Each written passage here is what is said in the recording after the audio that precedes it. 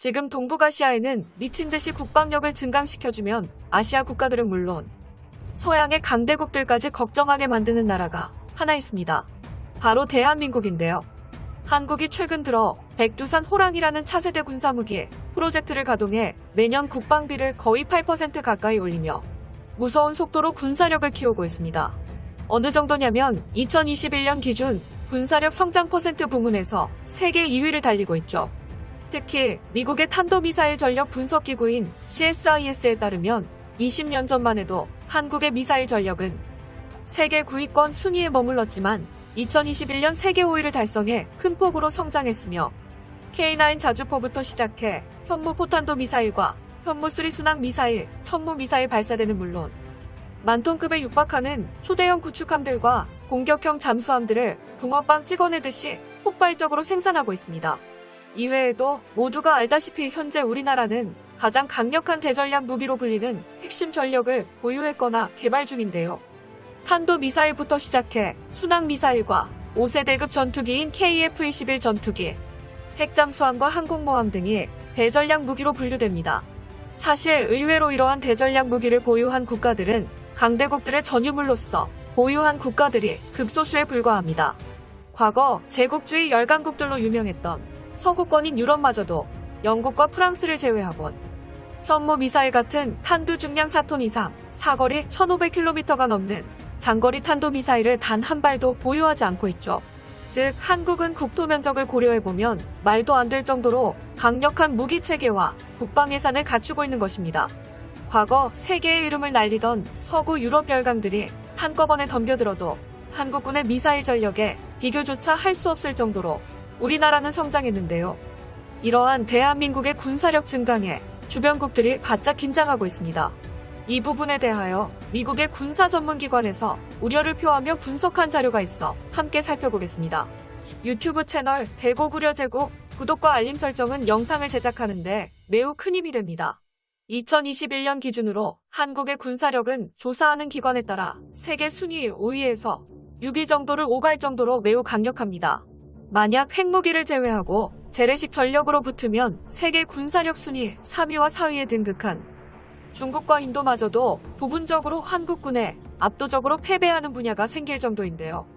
대표적으로 육상 전력 부문인 자주포 전력과 전차 전력만큼은 한국군이 중국과 인도를 뛰어넘을 정도입니다.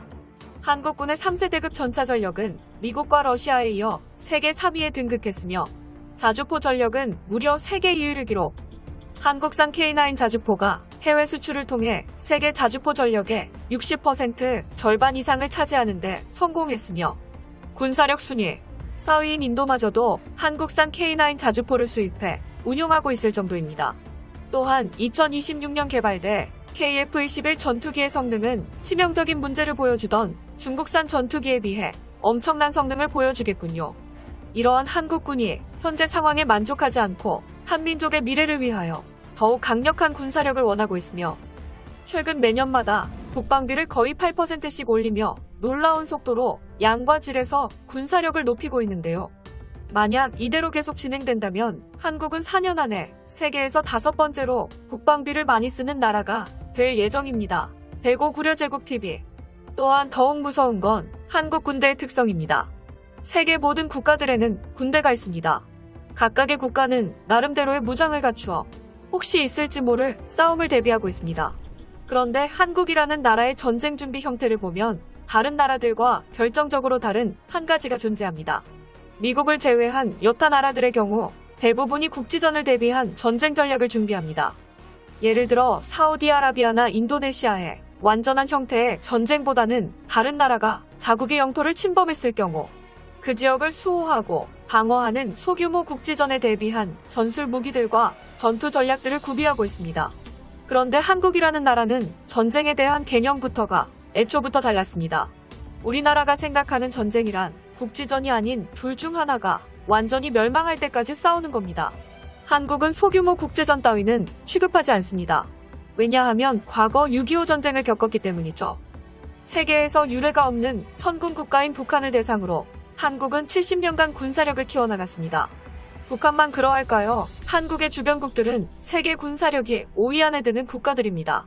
이러한 한반도에서 살아남기 위함이란 국가의 모든 걸 걸고 그야말로 모든 걸 쏟아부어 상대를 완전히 끝을 내버린다는 게 대한민국 국군의 전쟁 전략입니다. 평화라는 것은 힘으로 지켜지는 것이라는 역사의 진실을 우리는 그동안 몇 번이나 경험했고, 그냥 힘도 아니고 바로 우리 자신의 힘으로 지켜야만 비로소 진정한 평화를 얻을 수 있다는 사실을 깨달았기 때문입니다.